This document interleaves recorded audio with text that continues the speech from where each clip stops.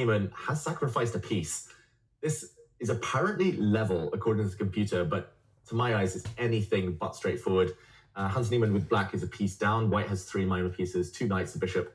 Black only has 2 of them. But g5 is threatening g4. There's a skewer on the 3rd line, the 3rd rank here. Oof. I could see this going very wrong for white, Tanya. I think I would rather be black, if anything. It looks like black's having all the fun with the checks, the g4s, the beautiful knight on f4. Who would you have? Who would you pick here?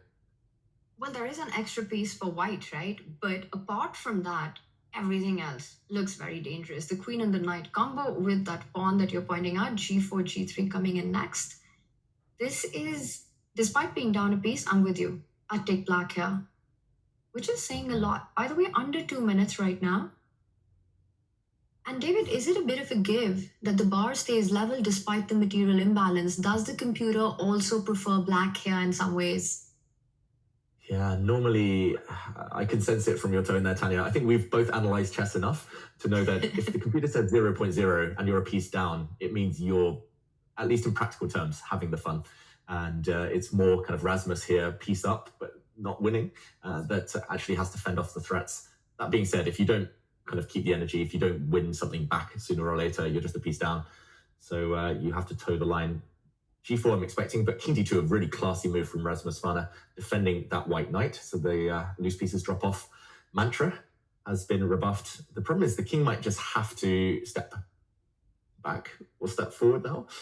e3 or e1 to defend its bishop, because the white queen is tied down defending the knight. I mean, both look incredibly scary, right? And I think you pre-move g4 at this point. That's what you want to play. Regardless of where the king lands, you want g4, g3. And look at that. Rasmus goes in and it's an inaccuracy. This is why we were talking about the bar, right? It's so difficult to be precise as white in these positions. He's trying to neutralize the pressure. This is the human thing to do, but often not the correct one. I was going to say, Hans will never, ever trade queens. If you trade queens, you might just be worse. White actually has a beautiful pawn chain. But here we go. Has he allowed the black queen in and behind? Oh, it's coming in. That might be in there. Queen f1, huge threat. And white has got no time to go queen g4 because you're in with the check first. Whoa. Wow. g4 instead.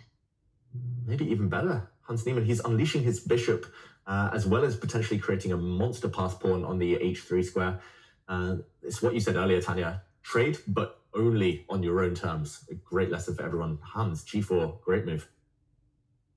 But I'm just wondering, if you do trade on h3, I think Hans wants to take with the pawn. That becomes a monstrous pawn. And you could stop h2 with your bishop. Is there a way to win that endgame on the spot? Is that what the players are calculating right now? Because you really want to get rid of the queens. Queen f1 is coming in next otherwise. Yeah, let's very quickly put that on the board. Queen takes queen is the move Rasmus Svane wants to play. No real other options. But now after bishop, I'm not sure, g1, g3. The first move I wanted to play was this one. I'm still struggling to find a win here. But this is the position they're calculating, Tanya. And it looks like you see the bar, that there should be a move that should just wrap things up. But you can go knight h5 with the idea of bishop g3, but white has a defensive knight e2 then. Yeah. Just to check the computer, because it's beyond me, but bishop g5, apparently only winning move. And no matter what white does, like if white moves the king, for example, then you give a check, and then you slide your bishop into f4. And while the white king is distracted, you might just go pawn hunting a bit later. But yeah, this is not so easy. This is not over yet. Hans Niemann didn't get the opportunity to go into that endgame. Knight back by Rasmus Svane is the answer. He's going pawn hunting himself. But now I'm expecting the black bishop to get active. That was the whole point behind the last move. That looks very strong to me. After bishop g5, do you step away with your king? I think it just landed on the board. And the problem is, right, if you move your king to, let's say, c2 or c1, well, you have to move it to c2. After a queen trade, black has got a really nice knight e2 jump, just pushing that pawn forward eventually. And that might just work because bishop takes pawn, g3. Are you not losing a piece and the game? Yeah, I think you're right. White will get a couple of pawns. The white bishop would have captured on e5, but okay, Hans wants like maximum control. He doesn't even want to give away the e5 pawn.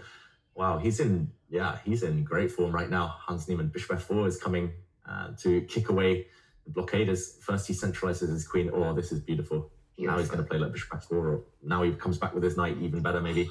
And knight h3 wins a piece.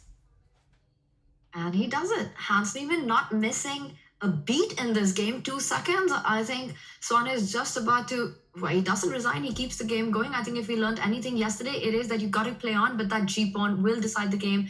Bishop coming on to e3. You just plant that bishop, and the white king has no way to get to that g1 square. g2 next, it will be game over. Mm-hmm. Yeah, that pawn will cost the white knight its life. And Hans Niemann, great technique. He actually could have just won a piece for free, but somehow he calculated this endgame was winning as well. And just in time. G2, there we go. We're going to see a resignation any moment now, Tanya. Really nicely played out by Hans. I mean, the way he just converted it in those last few moments, also keeping the pressure on the clock, just not giving Rasmus any time to figure out a defense.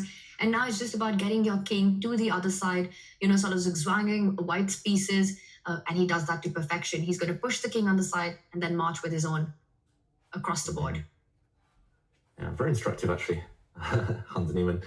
I would go king h7 and hope for a stalemate. I was just going to say, there's a5, ba5, b6. Mm-hmm. The white king now is trapped. And yeah, probably the bishop comes round. And there we go. Okay, game over. In the meantime, we have had other results. Denis Lazovic did win. Hans Niemann wins here. He stretches in celebration over Rasmus Svane. Tanya, a few games still going.